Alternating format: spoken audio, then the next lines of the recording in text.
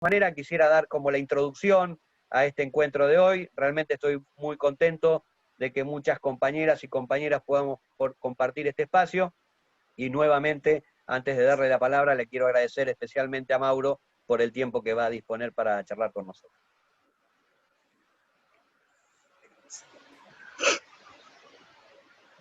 Bueno, Mauro, esperen que... Bueno, en primer lugar, gracias a Natalia por la convocatoria, gracias a Carlos y Alberto por estar presentes y por la introducción a Carlos, y gracias a todos y a todas por poder conversar algunos de estos temas. Antes hago una pequeña aclaración. A mí ahora me toca tener cargos de gestión en la provincia de Buenos Aires, soy subsecretario en el Ministerio de Justicia y Derechos Humanos de la provincia de Buenos Aires, y soy el vicepresidente del Consejo de la Magistratura. Lo que voy a decir, lo que sigue, tiene que ver más con el plano nacional, ¿sí? En provincia, el Poder Judicial no tiene exactamente las mismas caracterizaciones que uno puede decirle a la Nación. Algunos problemas se comparten, hay algunos méritos distintos, con lo cual me voy a centrar fundamentalmente en el plano nacional, no en el plano en el cual de modo pasajero me toca ocupar cargos de responsabilidad. Digamos, como conversábamos antes con Carlos, con Alberto y Natalia, asumo que nadie tiene la desgracia de ser abogado o abogada, y entonces voy a usar un lenguaje un poco más amigable para presentar algunas cuestiones que este es uno de los problemas que tenemos con el Poder Judicial. En general se cuentan en un registro bastante opaco y cuesta a veces incorporar.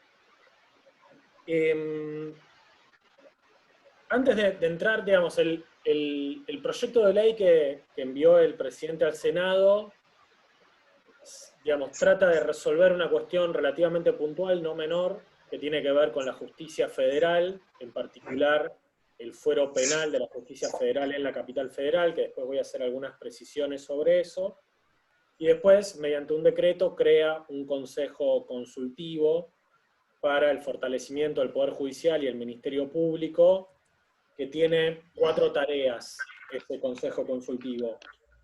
Uno es revisar el funcionamiento de la Corte Suprema de Justicia de la Nación, el otro es revisar el funcionamiento del Consejo de la Magistratura, el tercero es revisar el funcionamiento del Ministerio Público. El Ministerio Público a su vez está dividido en Ministerio Público Fiscal y de la Defensa, y revisar el funcionamiento del Consejo de la Magistratura, no sé si ya lo dije, y ver la viabilidad de establecer o no el juicio por jurado. Sobre la viabilidad del juicio por jurado no voy a hacer ninguna mención. Me voy a detener de modo muy general en los otros puntos: tema Corte, tema Consejo de la Magistratura, tema Ministerio Público y tema Justicia Federal, o como a veces se la conoce, Comodoro Pi. Antes quisiera hacer como una aclaración un poco más general de cuál es el gran problema o la gran diferencia que tiene el Poder Judicial respecto del Poder Legislativo y el Poder Ejecutivo, que tiene que ver con el carácter vitalicio de sus cargos. Y a diferencia del Poder Legislativo y el Poder Ejecutivo, los cargos judiciales son cargos en principio vitalicios. ¿Sí? A nivel nacional, los jueces y las juezas son nombradas por el presidente o la presidenta con acuerdo del Senado. Una vez nombradas, por lo menos hasta los 75 años, mantienen el cargo, y a partir de los 75 años pueden pedir una nueva reválida con el Senado. Con lo cual, a diferencia del Ejecutivo y del Legislativo, es un poder que no tiene mucho anclaje democrático. Sin embargo, tiene funciones políticas claves, ¿no? Una función política clave es un poco lo que decía Carlos al inicio: el Poder Judicial es el que resuelve los conflictos de derechos, los conflictos entre ciudadanos y ciudadanas. Eso ya los deposita con un rol bastante clave. Y en segundo lugar, tienen una función que se denomina control de constitucionalidad. El control de constitucionalidad básicamente implica que cualquier juez de cualquier fuero, de cualquier parte del país, puede anular con efectos en algunos casos limitados y en otros con efectos derogatorios, las normas que dictan los poderes que sí tienen legitimidad democrática, ¿no? Digamos, el Poder Ejecutivo y el Poder Legislativo dictan una norma, el Poder Judicial, que no tiene legitimidad democrática, puede anular esas normas dictadas por órganos democráticamente elegidos y responsables ante el electorado. Es decir, depositamos en el poder menos democrático la última palabra sobre qué dice la Constitución, y en función de eso que dice la Constitución le damos la facultad de anular una norma democráticamente sancionada. Eso se conoce a partir de la obra de un autor norteamericano, Alexander Bickel, el carácter o la facultad o la problemática contramayoritaria del Poder Judicial.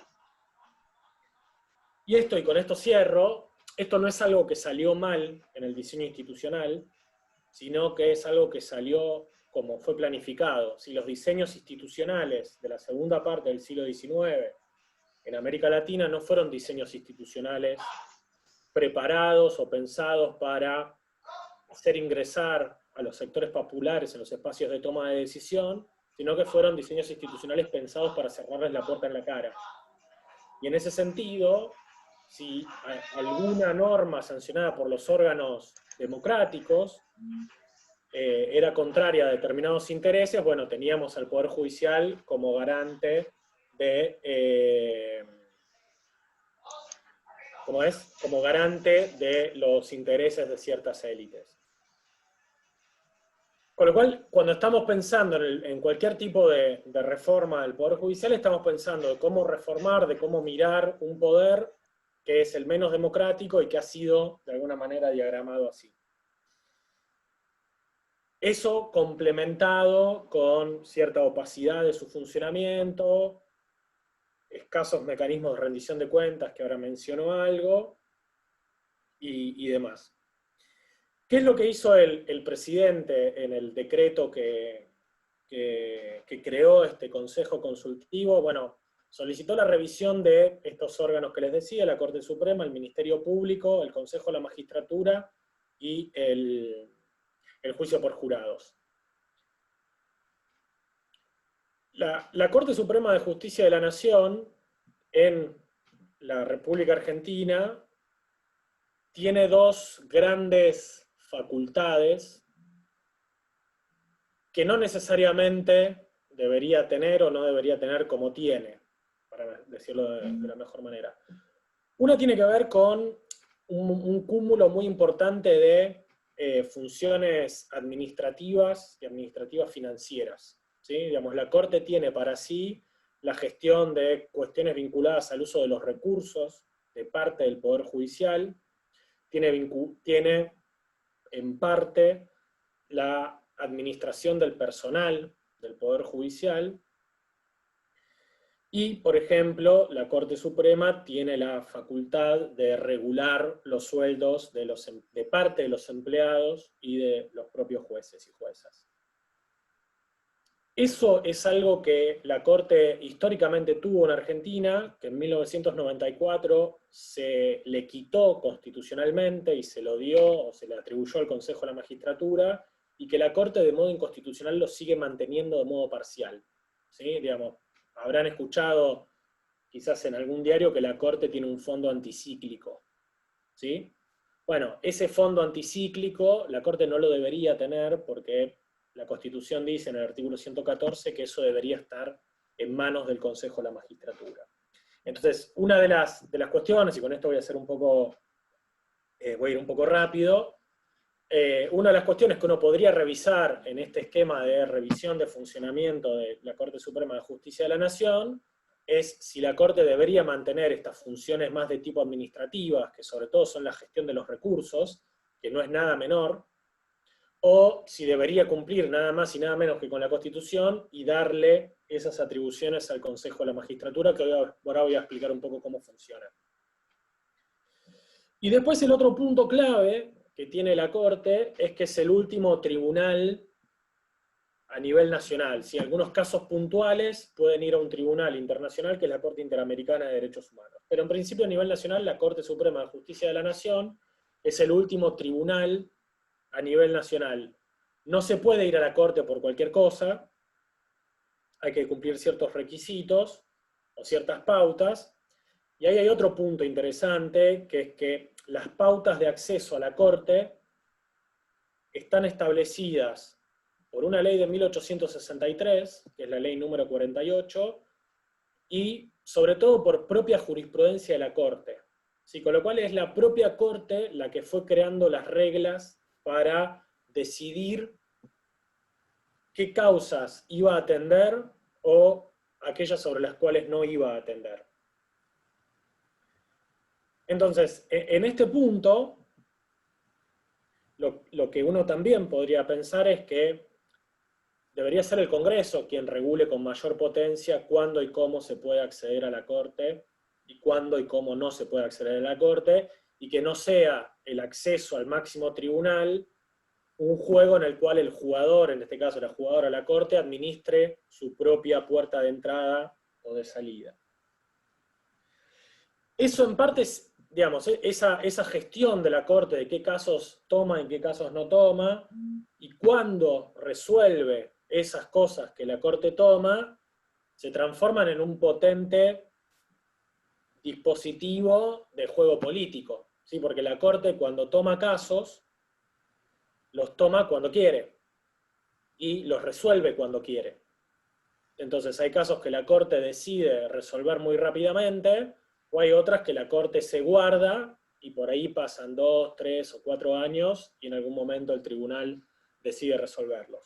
Y dentro de esas cuestiones que la Corte resuelve, están los casos de control de constitucionalidad, o sea, los casos en los cuales hay alguna norma dictada por el Ejecutivo o por el Legislativo, que tienen legitimidad democrática, y que la Corte puede definir cuándo y cómo lo resuelve.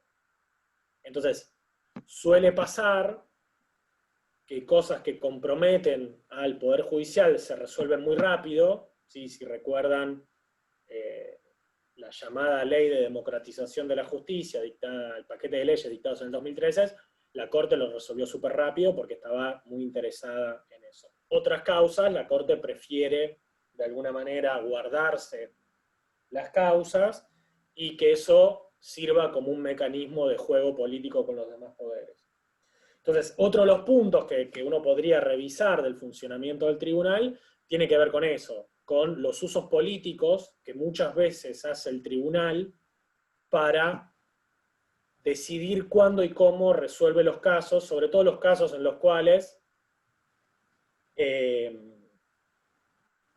alguna manera está comprometida alguna normativa. En este sentido, voy a poner un caso como súper claro de cómo la Corte resuelve temporalmente las cosas de una manera bastante discrecional y en sentidos muy contrarios. Es un ejemplo histórico que los que tenemos un poco más de edad nos acordamos un poco más. Cuando Cavallo dictó el Corralito, la Corte el 28 de diciembre del 2001 dijo que el Corralito era constitucional. ¿Sí? Ese fue el último día hábil. Pasó todo enero, el Poder Judicial no trabaja en enero, es otro de los privilegios que tiene el Poder Judicial, que las oficinas están todas cerradas, hay apenitas algo de funcionamiento. El 1 de febrero la Corte vuelve a tomar el caso del Corralito y dice que es inconstitucional. ¿Sí? En el medio de un mes la Corte cambia de idea. ¿Qué pasó en el medio? Duhalde había amenazado con hacerle juicio político a la Corte dijo, bueno, si vos me amenazas a mí, yo te hago estallar el sistema financiero. Entonces, otro de los puntos que uno podría tratar de revisar un poco tiene que ver con esos usos y con esos manejos de los tiempos que la Corte suele utilizar. En este sentido, me parece que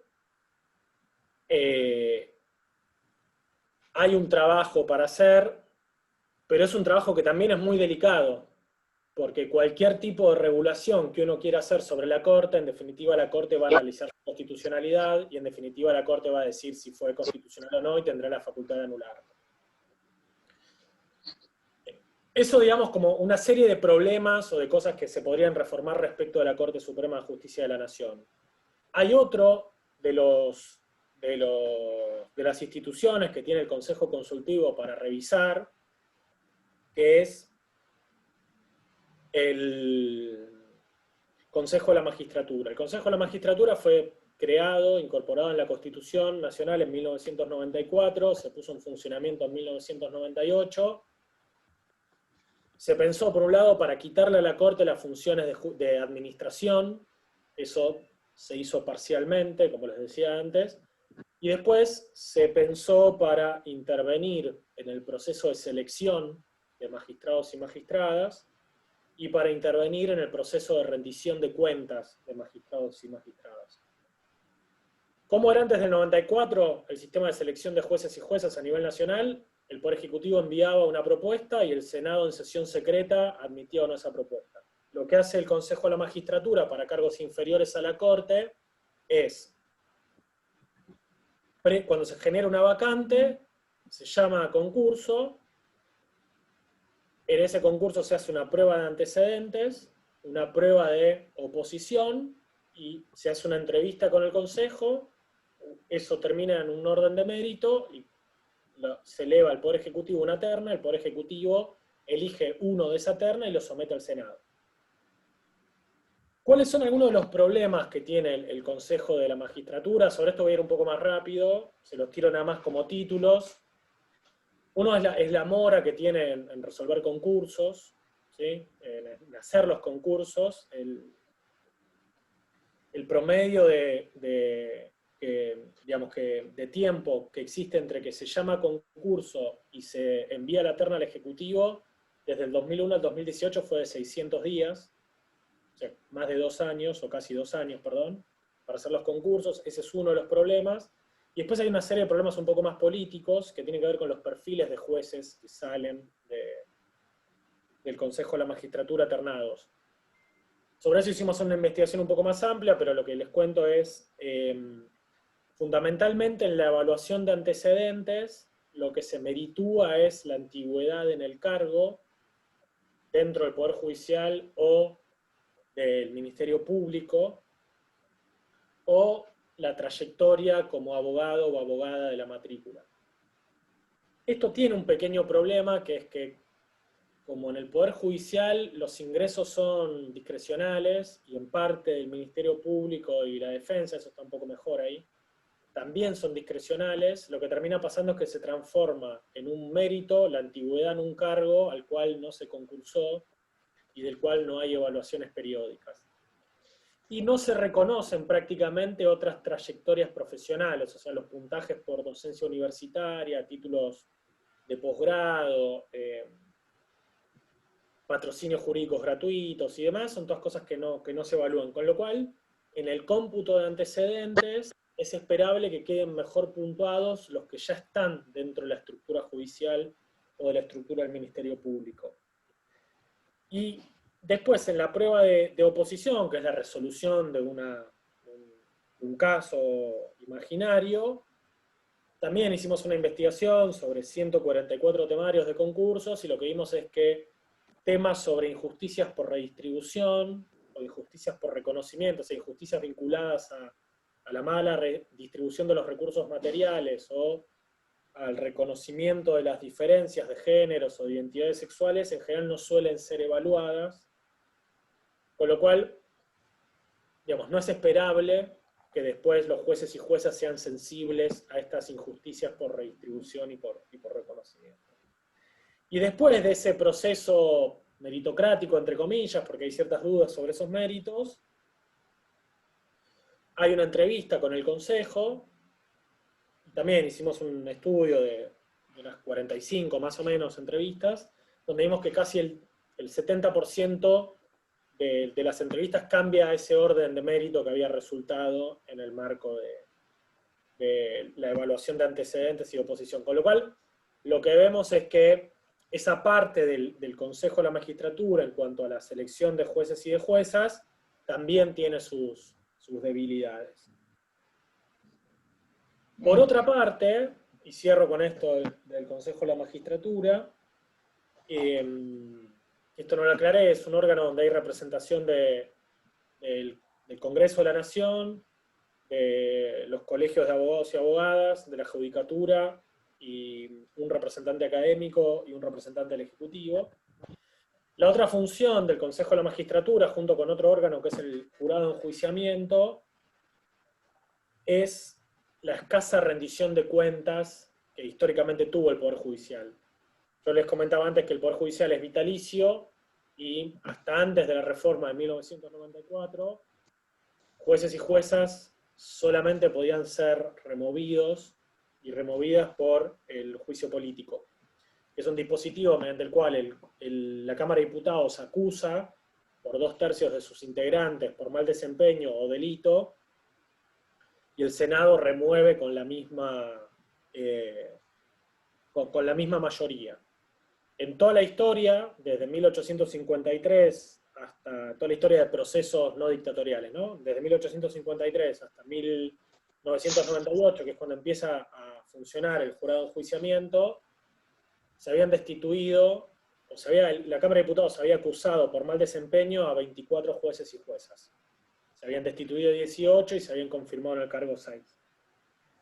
Desde el funcionamiento del Consejo de la Magistratura, el Consejo de la Magistratura es el órgano que acusa ahora a jueces y juezas inferiores a la Corte. Se produjeron 36 acusaciones. Y después hubo una veintena de destituciones. Eso quiere decir que el jurado de enjuiciamiento, el Consejo de la Magistratura, ha tenido más actividad en la destitución de jueces y juezas en 12 años de funcionamiento que en toda la historia de funcionamiento del mecanismo de juicio político.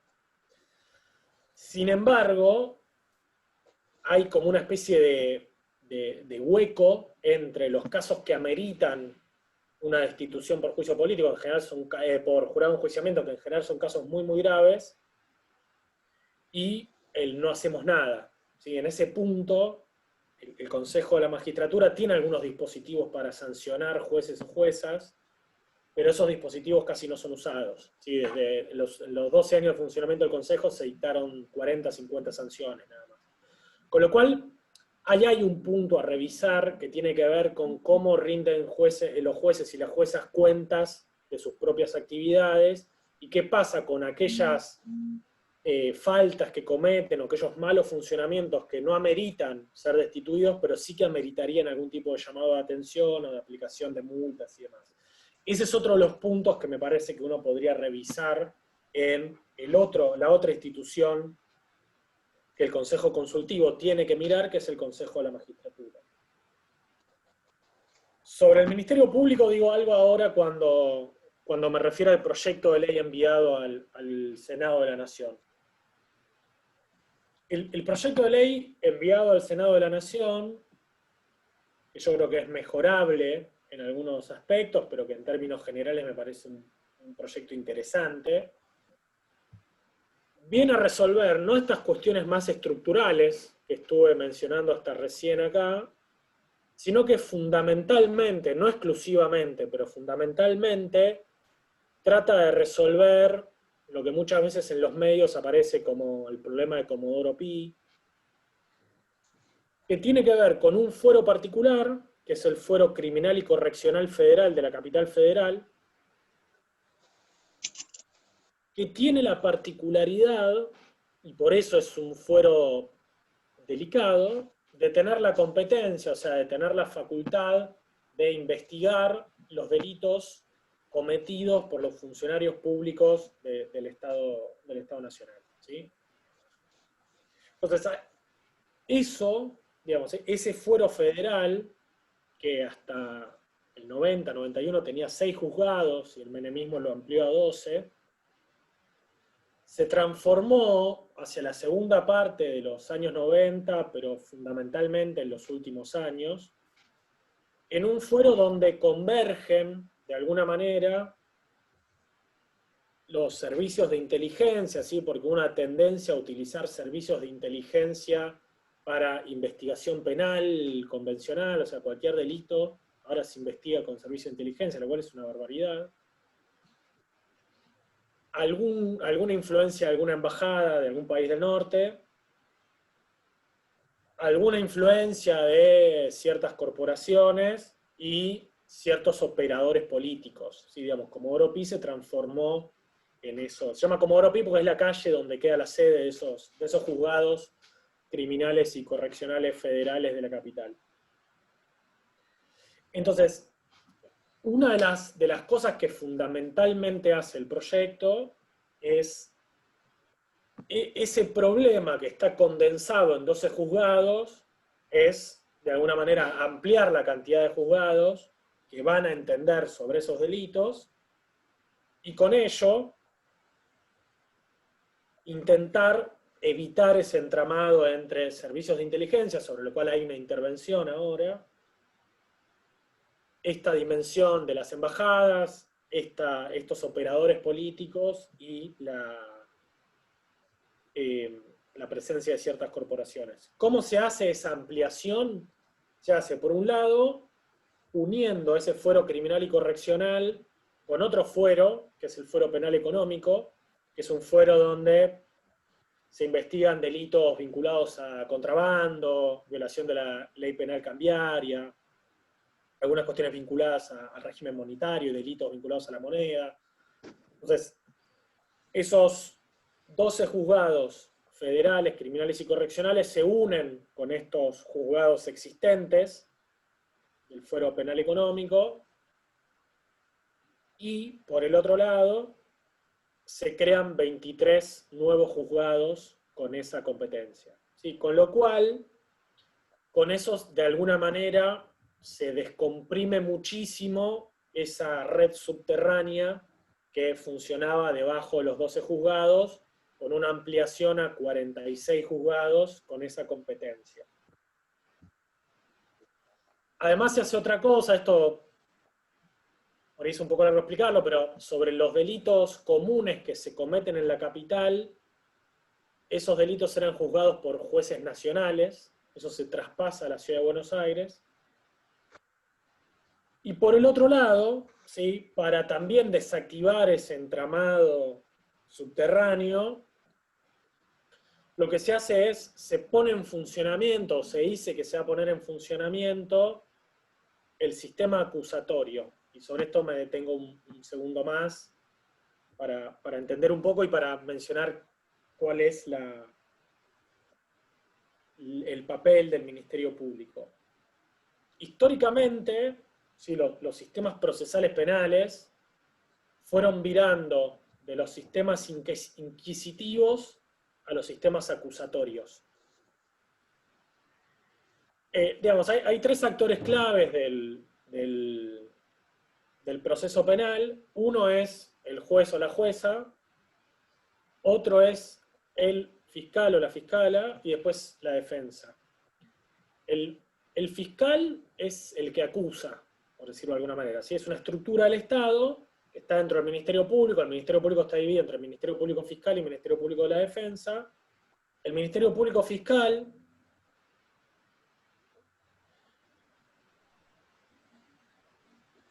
reúne a aquellos y aquellas que llevan adelante la acusación penal. Por otro lado, la defensa es la institución que participa de la defensa justamente de los acusados y acusadas cuando no nombran un defensor particular, porque no tienen recursos o porque deciden no hacerlo. En los sistemas inquisitivos, la herramienta central de la investigación la lleva adelante el juez, ¿sí? El juez es el que ordena todas las medidas de prueba, es el que las lleva adelante y demás, y el papel del fiscal y de la defensa es bastante limitado. Esto tiene un grave problema, que es que el juez es juez y parte, que es el que lleva adelante su investigación, y es el que después, de alguna manera, decide si una persona es libre, es inocente o culpable en función de la propia investigación que llevó. Los sistemas acusatorios delegan buena parte de la investigación en la fiscalía. Y el juez o la jueza es simplemente una persona que controla la legalidad de la investigación. Y que una vez que la investigación penal que motoriza la fiscalía está terminada, el juez decide si la persona es inocente o es culpable. Con lo cual, los sistemas acusatorios tienen más distinguida o separada la función de investigación que pesan sobre el fiscal, Sobre esa investigación, el juez o la jueza hace un control de legalidad, de legitimidad, para que el fiscal o la fiscala no se zarpe con las medidas de prueba, o sea, que los allanamientos estén ordenados de día, por ejemplo, bueno, cuestiones vinculadas a las garantías procesales. Y una vez que el fiscal termina la investigación, es el juez el que, de alguna manera, o la jueza, la que define sobre la culpabilidad o no. En Argentina el Código Procesal Penal vigente es mixto, sí tiene una pata acusatoria y una pata inquisitiva, es compartida la investigación, por eso en el año 2014-2015 se sancionó un nuevo Código Procesal Penal federal para avanzar en un sistema acusatorio. La otra herramienta, entonces, y a esto iba, la otra herramienta para descomprimir ese poder subterráneo de Comodoro Pi es la implementación efectiva del sistema acusatorio, que ya está sancionada, pero que todavía no se está implementando. Se está implementando solamente en Salta y en Jujuy, y esa implementación en parte estuvo demorada, porque cuando Macri asumió la presidencia, una de las primeras cosas que hizo fue dictar un decreto de necesidad de urgencia suspendiendo la aplicación de ese código. Con lo cual, el incremento o la implementación del acusatorio también es un dispositivo para descomprimir ese entramado subterráneo que funciona en la actualidad en Comodoro Pi, porque le da la facultad de investigación a los y las fiscales y no se lo da a los jueces. En ese sentido, quizás hay dos cuestiones a tener en cuenta. La primera es que va a cobrar mucha más relevancia en la investigación penal el Ministerio Público Fiscal, los fiscales. Y hay un peligro que podemos tener, es el de que ese entramado subterráneo que funciona en Comodoro Pi se traslade en parte al Ministerio Público. Por eso es muy importante que el Ministerio Público, y ese es otro de los puntos que el Ejecutivo tiene para revisar, es muy importante que el Ministerio Público también se reforme a sí mismo y también tenga pautas mucho más transparentes y democráticas, entre comillas, de funcionamiento. ¿Sí? No hay ninguna razón para que el jefe o la jefa de los fiscales sea vitalicio, se podría poner por ley un cargo, un mandato fijo. Incluso yo me atrevería a decir, podemos pensar eso para fiscales y defensores. Y tenemos que tener mejores mecanismos de rendición de cuentas de esos fiscales. Ustedes habrán visto lo que pasó el año pasado con Stornelli, ¿no? Pongo el caso porque seguramente lo conozcan. Stornelli tenía que ir a declarar, se ausentó, lo declararon en rebeldía, digo, más allá del nombre propio Stornelli, el problema es que institucionalmente no había ningún mecanismo ni para presionarlo, para que vaya, y en segundo lugar, si había que abrir un régimen disciplinario respecto de un fiscal que no estaba cumpliendo con su deber de ir a declarar, eso dependía del jefe de los fiscales. O sea, no hay ningún órgano externo que de alguna manera resuelva esa situación. Con lo cual, para evitar ese posible, que no va a ser igual, porque el fiscal no es como el juez que decide, pero para evitar que los fiscales se transformen en la cara visible de un poder subterráneo, es importante transparentar todo el funcionamiento del Ministerio Público Fiscal. Y en ese punto, digo algo más, me parece que si bien la creación de más juzgados es una buena medida, o de más cargos de jueces, yo tengo ahí como un pequeño matiz en seguir replicando el esquema de juzgados, ¿no? Donde el juez o la jueza es como la dueña o el dueño de sus empleados y de su secretaría, y cada juzgado funciona más o menos como cada juez o cada jueza quiera. En ese sentido hay algunos esquemas que se suele llamar, digamos, oficinas o cogestión de juzgados o colegios de jueces, u oficinas judiciales, que lo que hacen es separar un poco eso. Entonces no es que cada juez tiene su secretaría, sus empleados, sus funcionarios, y eso se transforma, entre comillas, en un pequeño feudo que funciona bajo reglas que no son las reglas del Código Procesal. Hay esquemas de trabajo que a mí me parecen más interesantes, que tienen que ver con, bueno, creamos más cargos de jueces, puede ser, pero no es que cada juez va a tener sus empleados y sus funcionarios, sino que va a haber una oficina que va a ir procesando y resolviendo parte del proceso, y hay otro que va a ir resolviendo otra parte. Esto me parece que en el proyecto es perfectible, ¿sí? Porque el proyecto replica el modelo de jueces y juezas con secretarías. Y por último, y con esto voy terminando, así tenemos un espacio de conversación, otra de las patas del proyecto tiene que ver con la creación de juzgados federales en buena parte de las provincias. En la mayor parte de las provincias, los juzgados federales tienen lo que se llama competencia múltiple, que es que un mismo juez resuelve los casos civiles, los casos penales, los casos administrativos, comerciales. Entonces, para la justicia federal, no para la justicia local, porque sobre eso el Congreso Nacional no puede legislar nada, se hace una separación y se crea un fuero especializado para temas penales y un fuero o un espacio, una competencia para aquellos que no son penales.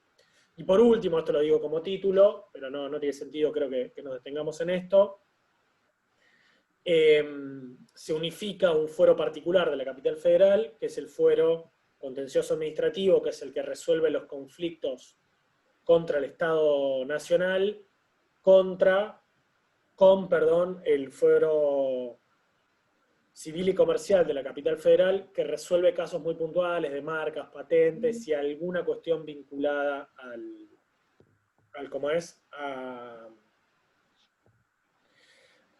algunas empresas del Estado. Entonces, para resumir, me parece que respecto de la Corte, una línea interesante a trabajar tiene que ver con eso, con sacarle definitivamente a la Corte el manejo de los recursos, porque eso por Constitución no le corresponde. Me parece que respecto de la Corte también es importante regular un poco sus lógicas de funcionamiento en la admisión y tramitación de causas, para que no sea el propio tribunal el que decide como más o menos quiere cómo eso funciona.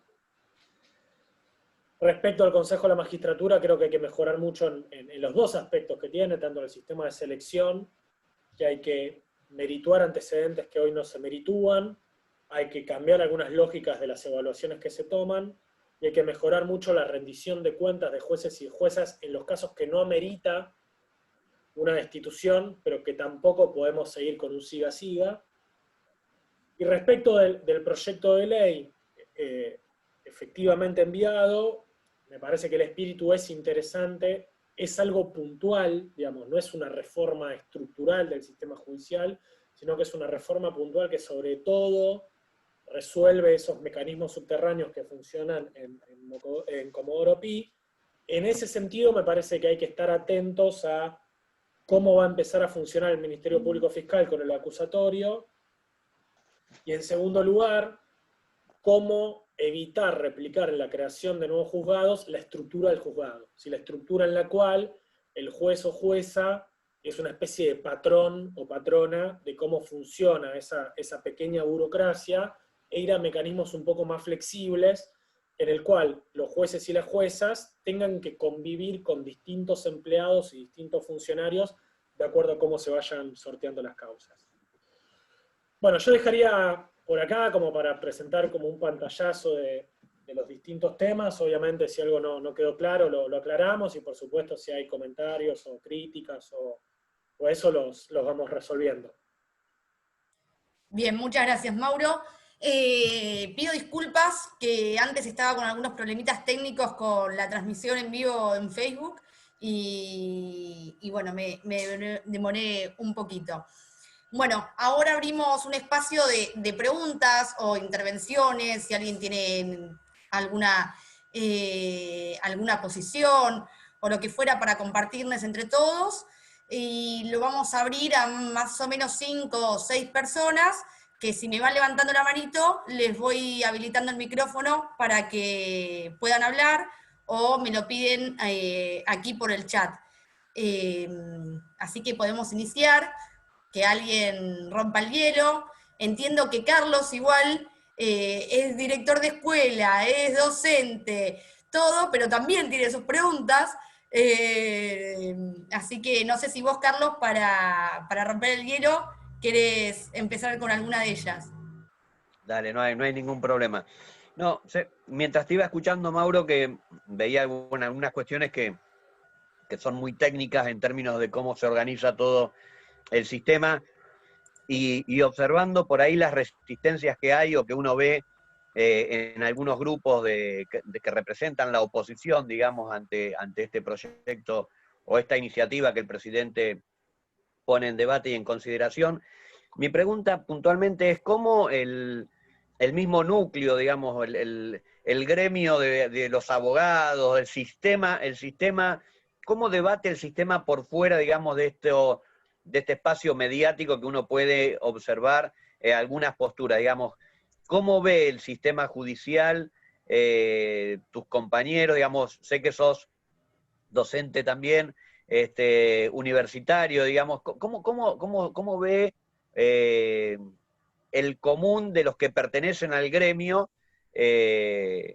la transformación de esta reforma judicial?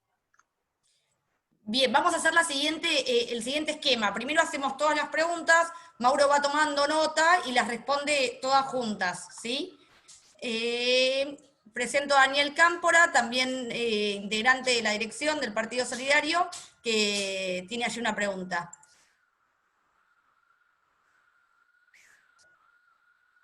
No se escucha todavía, ¿eh? Ahí está. Ahí va. Bueno, en primer término, muy clara tu exposición, Mauro. ¿Cuál es el mecanismo por el cual este tema de la reforma judicial puede trasladarse a la sociedad y que no quede como un problema de la corporación? Tomo por caso, se me ocurría, cuando se debatió intensamente la ley de medios, ¿sí? Para simplificar su nombre, llevó 2 años y en verdad se instaló como un tema en la sociedad. En este caso, hoy por el manejo que hacen los medios, aparece lo de la reforma judicial como un tema atemporal, o sea que no tiene necesidad de ser tratado en este momento, y paralelamente como que está muy alejado de la gente. Bien, gracias Daniel por tu intervención. Le doy la palabra a Alberto Borcel, que escribió, pero bueno, vamos con el esquema que sea por hablado.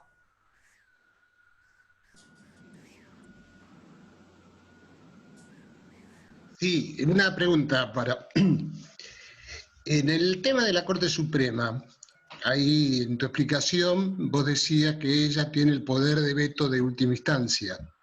Entonces, ¿cómo se haría plantear una reforma cuando el órgano que está en esta calidad de no querer que nada cambie tiene ese poder supremo de vetarla?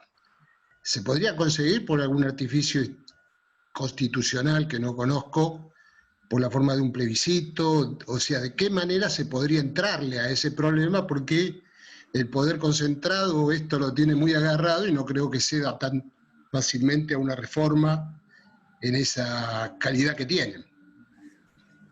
Muchas gracias, Alberto. Le damos la palabra a la compañera Marcela Izarra. Sí, buenas noches a todos y a todas. Creo que fue muy clara, Mauro, tu exposición. Muchas gracias por darnos esta claridad. Y mi pregunta es muy cortita y muy sencilla. Si vos crees que esta reforma trae también una mirada sobre la perspectiva de género que debería tener hoy el Poder Judicial y que claramente no lo tiene. Gracias, Marce. Y Ariel Bello, pero no te estoy encontrando, así que te pido por favor que te reactives vos mismo el audio. Sí. Ahí estoy, ahí estoy. Gracias, Ari. No, de nada. Bueno, buenas tardes, noches a todos y todas. También me sumo al agradecimiento a Mauro, muy buena posición. Bueno, mi pregunta también, tengo algo muy similar a lo que decía Alberto. ¿Cómo se puede hacer, ¿no?, para lograr esto? Tenía la misma incertidumbre, lograr que la Corte Suprema no vaya en contra después de una que se le prohíba a la Corte Suprema algo por medio de una ley votada dentro del Congreso y que la Corte no vaya en contra y la vete por otro lado, ¿no? Y otra de las situaciones que tengo en mente, vos tocaste el tema de Stornelli, digo, ¿en qué situación está hoy, no? Porque Stornelli, como dijiste, se rebeló, no quiso declarar, después al final creo que hizo una declaración y hoy en día creo que persiste dentro del cargo. No sé qué influencia puede llegar a tener dentro de la causa en cual se lo está investigando y por qué persiste ahí en ese cargo y no, digamos, no lo hicieron a un lado, por lo menos no está, aunque sea suspendido dentro de su gestión. Y después una tercera, perdón si me extiendo, el tema de la realidad de que se habla, o la irrealidad, ¿no? Que habla la oposición del costo que va a tener este agregado de fiscales o de fiscalías y jueces, si es tal o si en realidad es como nombrabas vos, que por cada juez que se agregue no es que va a tener secretarios, etcétera, sino que lo que va a hacer es facilitar el tratamiento y el costo no va a ser tanto en relación a la facilitación del tratamiento, como digo, ¿no? Eso, nada más. Muchas gracias. Gracias, Ari. Le damos la palabra al compañero que allí nos está haciendo señas, por favor. ¿Te referís a mí? Sí.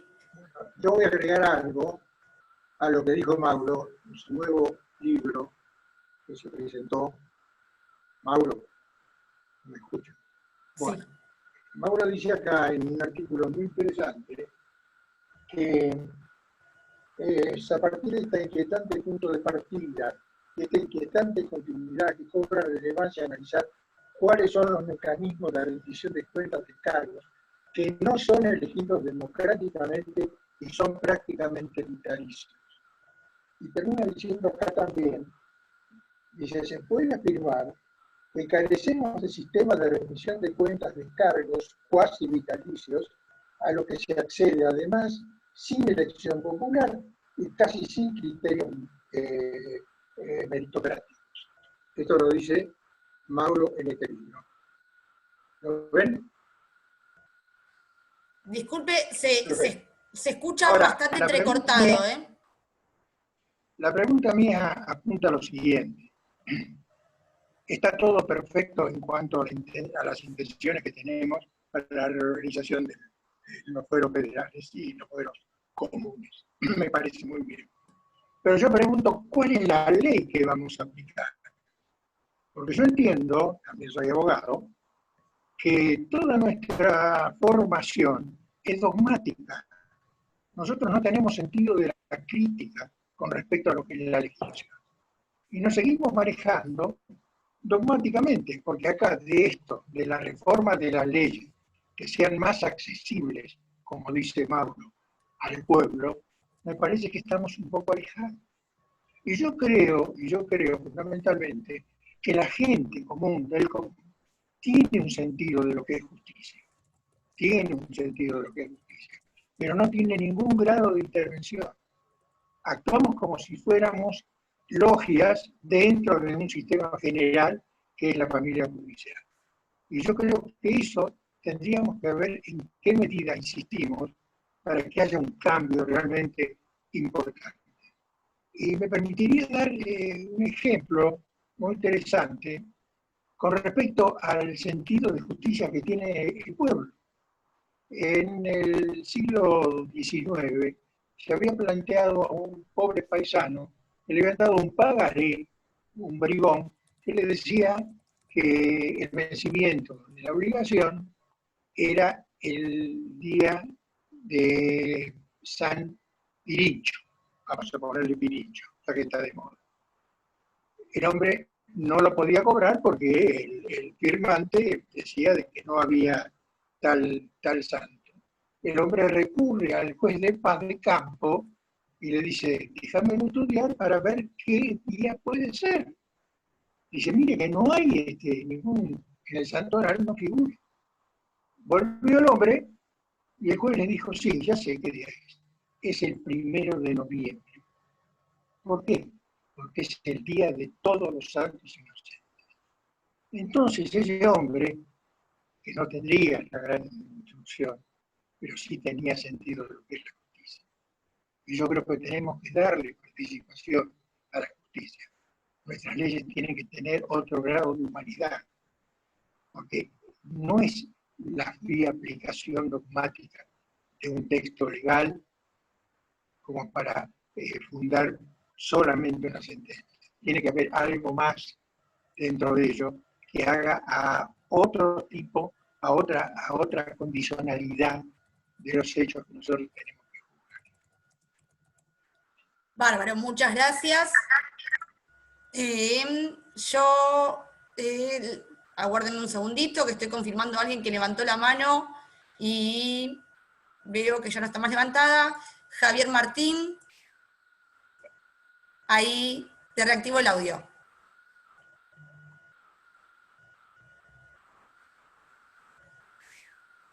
Ahí va, hola, hola. Ahora. Buenas noches a todos. Una preguntita quería hacer respecto, por ahí, que quizás lo dijeron y se me entrecortó el audio justo en ese momento y me interesa mucho. Se planteó en algún momento que hoy hay una acumulación del poder en Comodoro Pi, producto de de lo que investigan ese tipo de jueces federales, ¿no? Y que hay un riesgo de que ese poder o esa acumulación de poder se traslade al Ministerio Público Fiscal. ¿Qué debería contener el proyecto o qué deberíamos empujar para que se le agregue para evitar ese riesgo de que un poder que hoy está en un lugar que generó todo lo que generó y que ya conocemos, se traslade a otro lugar con otros personajes y con otras herramientas, pero que en definitiva siga ocurriendo lo mismo? Esa era la preocupación. Gracias. Bueno, si les parece, no sé, Carlos, si vos tenés alguna pregunta más, si no ya pasamos a... Sí. ¿No se escucha, Carlos? Creo que Mauro podría avanzar con las respuestas. Con las respuestas. Si queda después algún tiempito, volvemos a hacer una segunda ronda. Bárbaro. Mauro, te cedo la palabra. Bueno, gracias por las preguntas y por los comentarios. Voy a ir sobre cuestiones primero puntuales para más generales. La situación actual de Stornelli, desconozco cómo quedó el trámite disciplinario al interior del Ministerio Público. Sí me interesaba marcar el problema de que sea el propio órgano al que pertenece el que de alguna manera lo controle, ¿sí? Digamos, el Ministerio Público es una estructura vertical que para cualquier proceso disciplinario se necesita el ok del propio procurador o procuradora. Entonces, eso es una muestra de que queda todo en casa. A veces las cosas que quedan en casa está bueno que quede en casa, y a veces es un problema que eso quede en casa. Desconozco la situación actual, sé que le aplicaron un llamado de atención, eso sí, pero no desconozco las particularidades del trámite disciplinario. Sobre el costo de la reforma, ese yo creo que no es un tema menor, ¿sí? Por dos cosas. El Poder Judicial es muy caro. Los sueldos son muy altos a nivel federal. No ocurre lo mismo en Provincia de Buenos Aires. Entonces no podemos simplemente desechar, creo yo, ese argumento. Lo que tenemos que hacer es evitar hacer un mal uso de algunos recursos. En ese sentido, ¿cómo se pueden usar mejor los recursos? Bueno, por ejemplo, que en lugar de crear cargos de jueces y además toda la estructura abajo, eso se maneje con una oficina judicial compartida en más de un juzgado. Es decir, reducir el número de empleados y funcionarios y que esos empleados y funcionarios estén un poco más compartidos para algunas cosas. Y otro de los puntos, no menor, tiene que ver con, y una cosa más, eso además resuelve otro problema que existe, que es lo que llaman problema de subrogancia. El Poder Judicial de la Nación funciona con más o menos un 20% de cargos vacantes. ¿Cómo se suplantan los cargos vacantes? Un juez de un juzgado suplanta al otro y al mismo tiempo atiende su juzgado, con lo cual no hay que trabajar el doble de tiempo. Entonces, lo que está haciendo es trabajando dos cosas al mismo tiempo, un poquito y un poquito. Se le atrasa el juzgado que ya tenía y también se le atrasa el juzgado sobre el cual está subrogando. Eso se podría resolver de una manera mucho más prolija si en lugar de tener juzgados, tenemos un colegio de jueces y oficinas judiciales. Entonces, en lugar de un juez subrogando un juzgado vacío, se distribuyen a todos por igual un poco más las causas cuando algún juez o jueza del colegio de jueces no está. Y el otro punto que a mí me parece que es interesante para ahorrar dinero tiene que ver con el uso de los recursos edilicios del Poder Judicial. El Poder Judicial ocupa edificios, compra escritorios, computadoras y demás para ser usados a la mañana. Ya que estamos creando nuevos cargos y vamos a crear nuevas estructuras, bueno, pongamos un turno tarde. En lugar de que esté solamente a la mañana, bueno, cuando después del mediodía los empleados y las empleadas, los funcionarios y los jueces se van, no es que todo se apaga, sino que vienen los del turno tarde.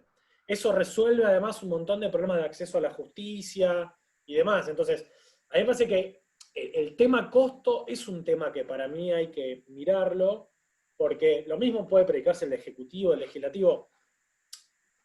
No hay que tener un discurso eficientista solamente, pero no hay que regalarle el discurso eficientista a la derecha. Me parece que esa es una cosa que no podemos hacer. Entonces, yo creo que el proyecto tal como está presentado podría mejorarse para hacer un mejor uso de los recursos que se tienen.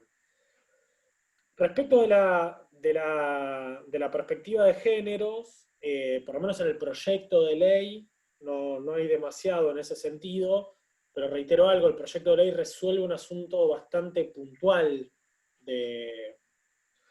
sobre todo del tema de Comodoro Pi. Me parece que la cuestión de perspectiva de géneros debería estar más presente en los informes que tiene que hacer el Consejo Consultivo respecto de la Corte, respecto del Consejo de la Magistratura, del Ministerio Público, Fiscal y de la Defensa, y quizás del juicio por jurados, pero no me parece que sea algo tan fácil de introducir en una reforma que sobre todo es creación de juzgados e implementación del acusatorio.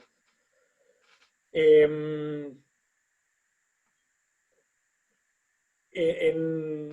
ese sentido, una cosa más, ¿cómo evitar que la Corte anule una reforma sobre el funcionamiento del tribunal? No, eso no se puede evitar, y ese es el gran problema del diseño institucional, que es que el tribunal tiene la última palabra sobre eso. Entonces, uno puede hacer la mejor reforma judicial que quiere, el problema es que los propios actores y actoras a los cuales está dirigido se reservan la última palabra sobre su validez.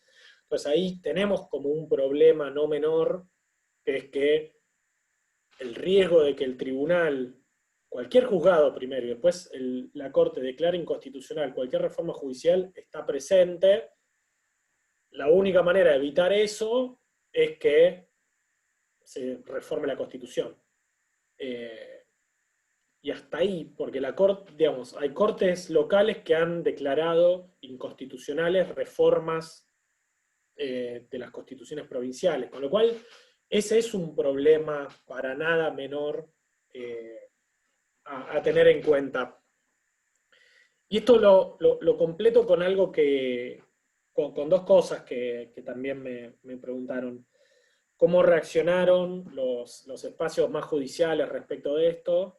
Y cómo digamos, tratar de trasladar esto a la ciudadanía. Digamos, respecto de la cuestión puntual de desmembrar Comodoro Pi, hay un acuerdo más o menos generalizado. Y aquellos que se oponen no lo pueden hacer público.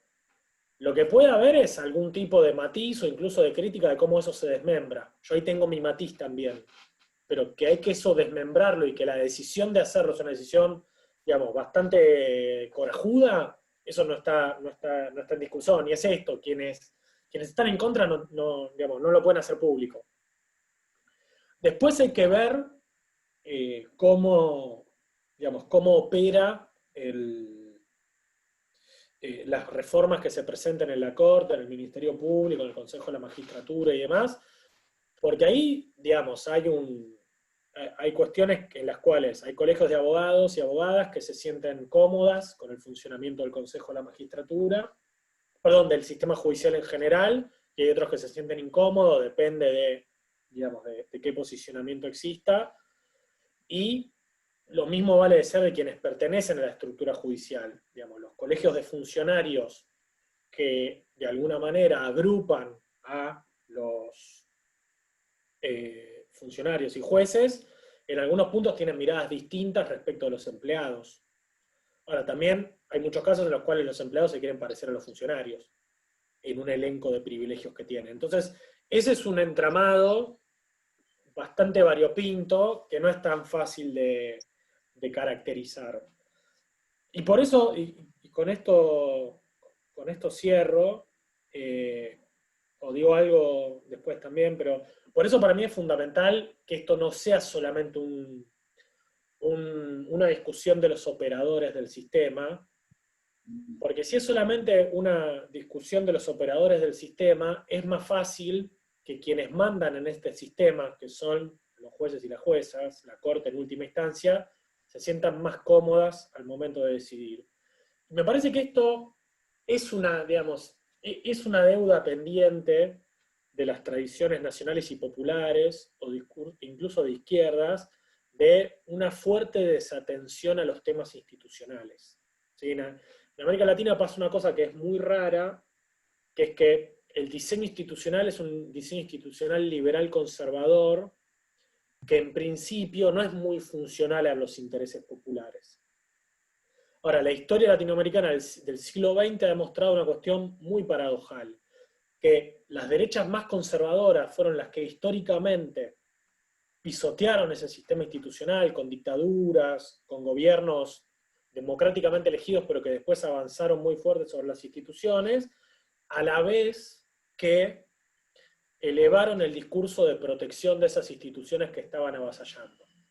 Y los sectores populares, que en principio no son los sectores que se benefician con ese diseño institucional, son los que históricamente los han defendido, pero no han construido un discurso institucional. Entonces me parece que ahí hay como una gran tarea pendiente de cómo, digamos, mostrar el punto A, que no es un espacio, no son banderas que le tenemos que regalar tan fácilmente a los sectores liberales conservadores, porque no les pertenecen esas banderas.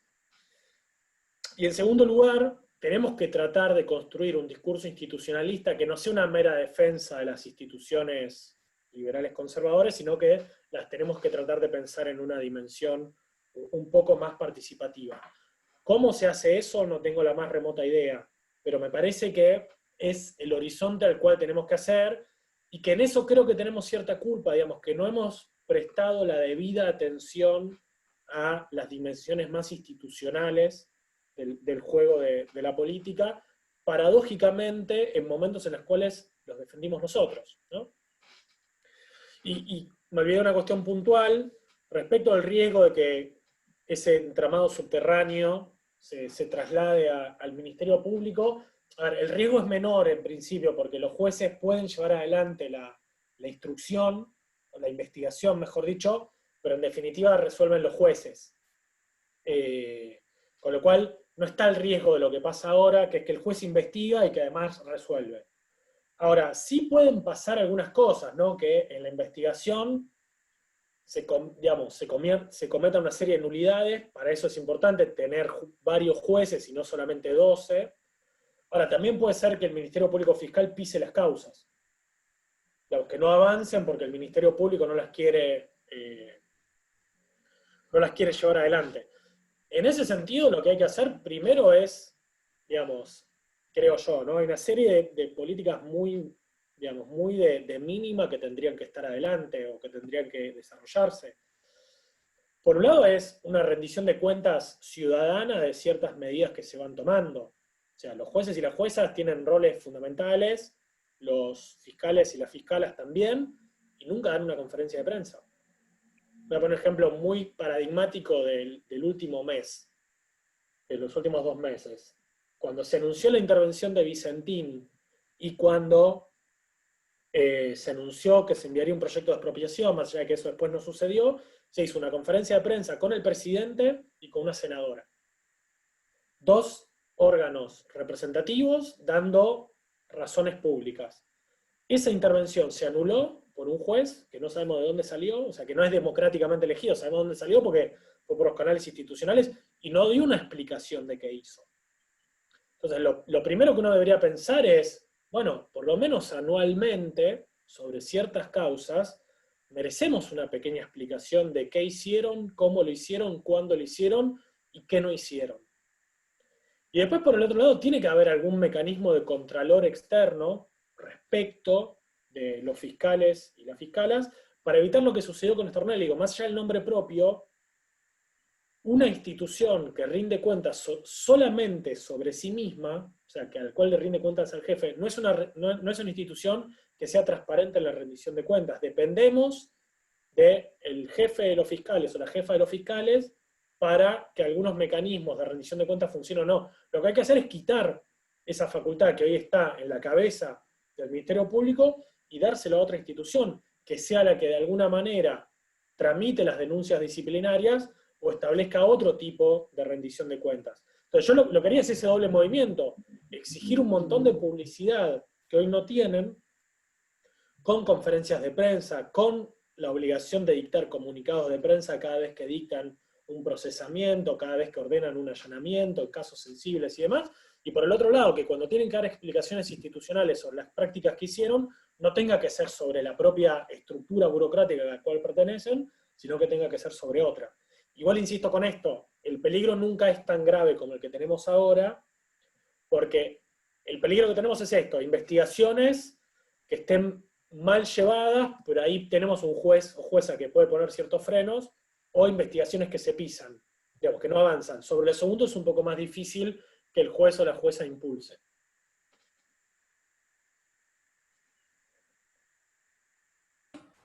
Muchas gracias, Mauro. Daniel, sé que levantaste la mano, ¿qué les parece? Hagamos lo siguiente, le damos la palabra ahora a Daniel Cámpora. No sé si es una intervención o si es una pregunta, si llega a ser una pregunta, Mauro puede responderle, y luego cerramos con Carlos Grande. A ver, Daniel. Sí, Ahí está. Mauro, interpretaste mi planteo acerca de trasladar esta problemática de la justicia a la ciudadanía. ¿No considerás que implementar el juicio por jurados acercaría a la ciudadanía a la problemática judicial y que de esta manera se conseguiría ese involucramiento para atender a la problemática de la justicia? Gracias, Daniel. Mau, si querés, cerramos con esta pregunta. Perdona, antes que Mauro, no sé, preguntá, Nati, si alguien más quiere hacer alguna otra pregunta, por ahí que aproveche y que una o dos más. Sí, a ver, no me pidió nadie más. Mientras tanto, sí puedo leer que el compañero Esteban puso en el chat, creo que el debate pasa por allí, de la construcción de una nueva justicia donde exista un control popular como en los otros poderes. Fue un comentario que hizo. Y nadie levanta la mano, ni tampoco pide en el chat, así que pasamos, Mauro. La verdad es que no lo sé, no tengo una respuesta como precisa para eso. A mí en principio el juicio por jurados es un dispositivo que me interesa. Y te diría no solamente para casos penales, creo que hay otro tipo de casos que también podrían resolverse por algún tipo de juicio por jurados.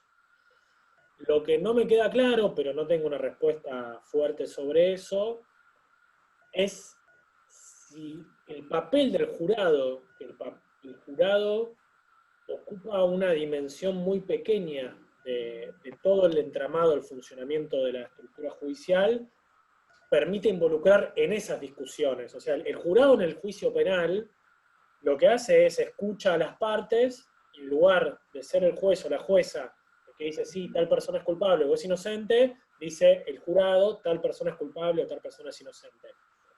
Yo tengo mis dudas, pero es una duda, no lo tengo resuelto, si ese compromiso en esa instancia o esa participación en esa instancia permite o es un buen dispositivo para comprometer a la ciudadanía, al pueblo, en todas las otras dimensiones vinculadas al funcionamiento del Poder Judicial.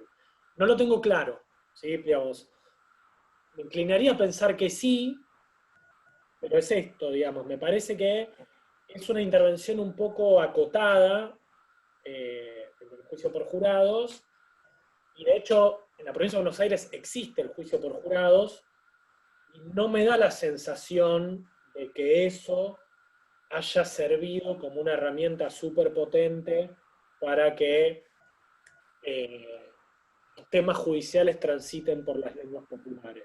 ¿Eso quiere decir que hay que anular el juicio por jurados? No, claramente no, pero me parece que, digamos, que habría que pensar si, digamos, si hay como una especie de traslación fuerte entre te hago participar en esta instancia y eso te compromete con todas las otras instancias.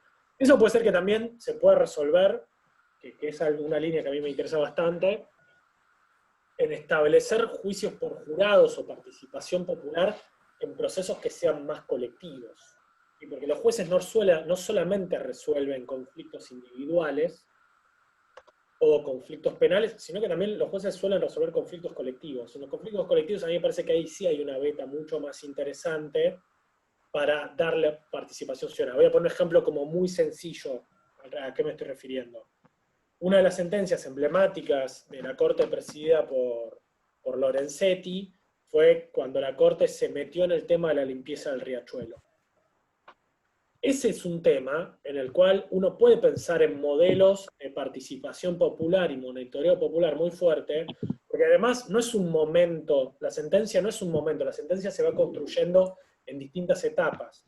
Si uno piensa la participación popular en casos colectivos, yo creo que ahí sí hay una variable que permite tener un contacto más cotidiano de las organizaciones con el Poder Judicial, que es más interesante que el del juicio por jurados, donde los que participan no son organizaciones, sino que son individuos, se ven 2 o 3 días, dicen sí, tal es culpable o inocente, y después no se vuelven a ver las caras. Insisto, esto no es un argumento en contra del juicio por jurados, sino que es un pequeño matiz en depositar ahí una extrema confianza, pero es eso, respondí sin estar del todo seguro y sin tener demasiados elementos. Bien, gracias. Y ahora sí, por último, porque justo cuando empezó a hablar Mauro, vi que Romina quería hacer una pregunta, así que con esta pregunta cerramos el esquema de debates. Romy, si te parece. Sí, gracias, Nati. Bueno, buenas noches a todos. Mauro, me queda hacerte una pregunta, porque la verdad que lo que se plantea de la reforma, no le veo fisuras hacia lo que pudiera llegar a tener alguna discusión, como el tema de costos y eso. Bueno, viste, digamos, una respuesta y una salida, ¿no? Pero me quedo pensando lo siguiente: la reforma judicial, si no es aceptada por el mismo Poder Judicial, por ustedes mismos, ¿sale o no sale? ¿No? Me queda pensando eso, como diciendo, si no es aceptada por el mismo Poder Judicial, ¿va a tener éxito o no? Primero aclaro, yo no trabajo en el Poder Judicial. Debo ser una de las únicas personas que debo haber renunciado al Poder Judicial, haber renunciado a esos sueldos hermosos y a esas 45 días de vacaciones. Así que, cuando decís ustedes, no, conmigo no, como en algún momento sucedió. No, a ver, pueden pasar 2 cosas, esto es importante. La primera es que declaren inconstitucional una reforma, y la otra es que en los hechos no la cumplan. Ese riesgo está, y es lo que pasa con lo que decía antes respecto al manejo de los fondos de la Corte. La Corte sigue usando los fondos, y eso es inconstitucional. Y el Consejo de la Magistratura le pidió el uso de los fondos, y la Corte le dijo, no te los doy.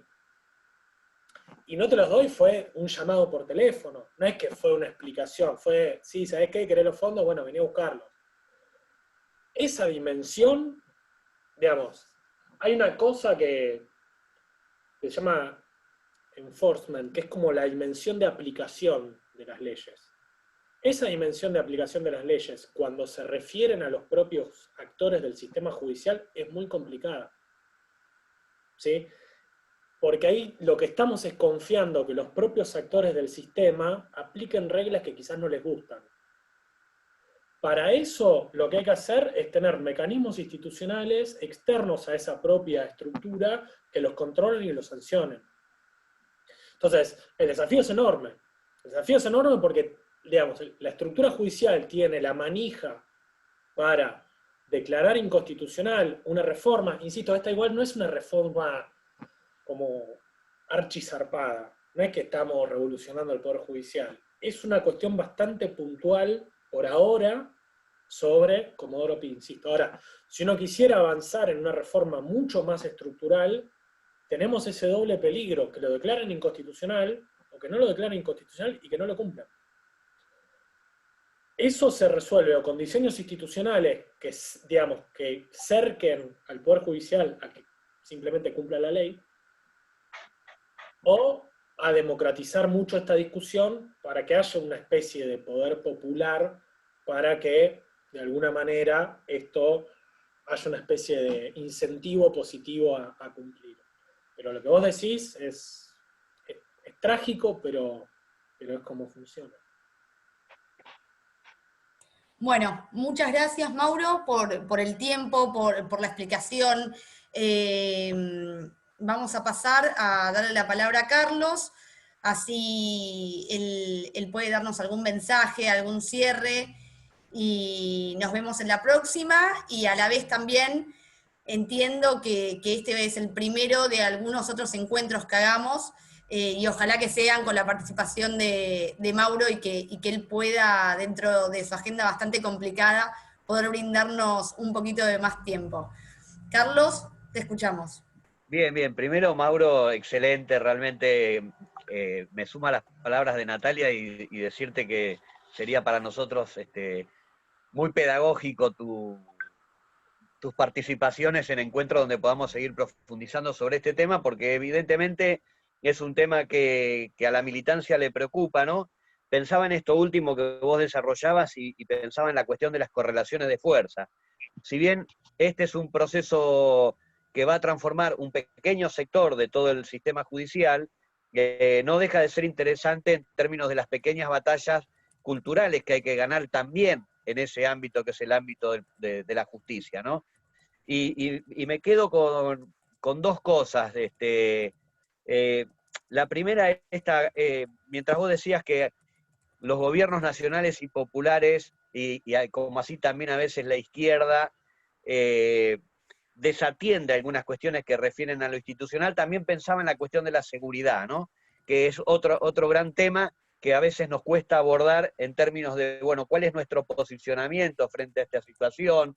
¿Cuáles son las decisiones que debemos tomar? Pero hay algo que tomaría de la pregunta que hacía Daniel, ¿no? Y yo creo, estoy convencidísimo y por eso soy un militante de la vida, de este Partido Solidario, pero un militante de la vida porque estoy convencido que la participación comprometida, popular y democrática es lo que a largo plazo transforma las sociedades, ¿no? Y creo que este tipo de acciones que hoy tuvimos con vos, Mauro, y que, digamos, nos ayudan a seguir fortaleciendo esa participación democrática que constituya de algún modo un poder, ¿no? Nosotros decimos, yo te escuchaba, ¿no? Digo, bueno, ¿qué características tiene que tener el poder que nosotros debemos construir en este gobierno de todos para que cada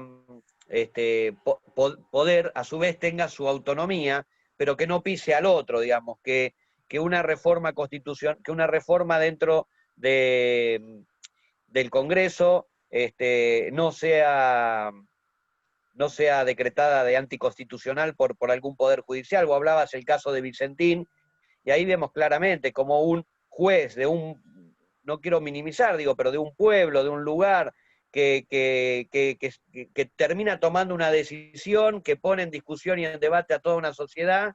Después el gobierno, bueno, está bien, recalcula, pero independientemente de esa situación, creo que nosotros hay un poder que debemos seguir construyendo y que es el poder de la participación ciudadana, ¿no? Yo como síntesis de este encuentro, ¿no?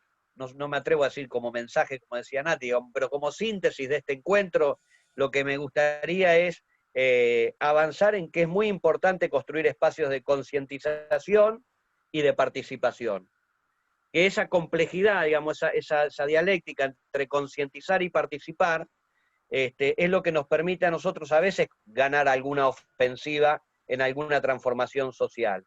Y que evidentemente este gobierno, que es un gobierno que viene a resolver y a saldar un montón de cuestiones que fueron cercenadas en términos de derechos por el gobierno de Macri y María Eugenia Vidal, representando a la derecha y al neoliberalismo, nos da la posibilidad de volver a recuperar el debate, de volver a recuperar la iniciativa, de volver...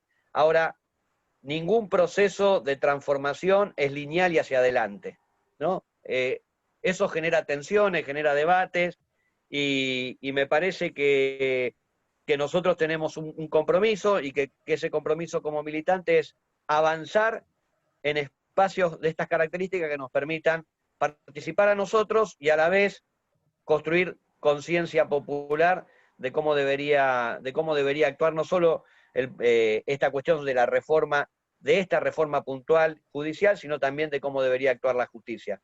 Creo que hay una concepción popular de qué es lo justo, ¿no? Y lo justo es que no falte ningún plato de comida en ninguna casa, que la gente tenga una salud, un sistema de salud digno, que tenga un sistema de educación digno. Es decir, nosotros sabemos cuáles son un montón de elementos que constituyen a la justicia social y a la justicia en general.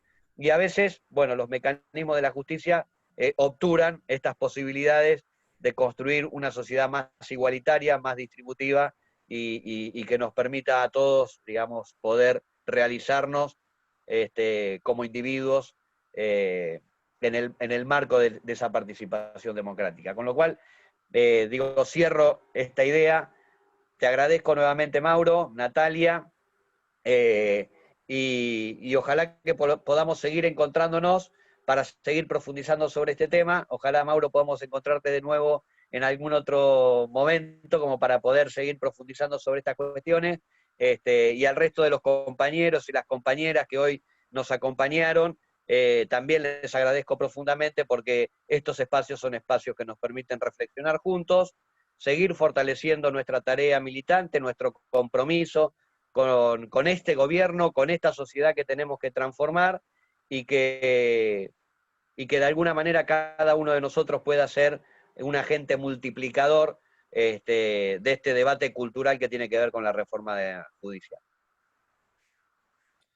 Bueno, muchísimas gracias a todos y a todas, y nos vemos en el próximo conversatorio que realizará el Partido Solidario, y en algunos días será difundida la noticia. Muchas gracias, Mauro, reitero, y también aparte lo podemos robar para otras cosas que no sean solamente sobre reforma del Poder Judicial. Él es docente y tiene una larga trayectoria.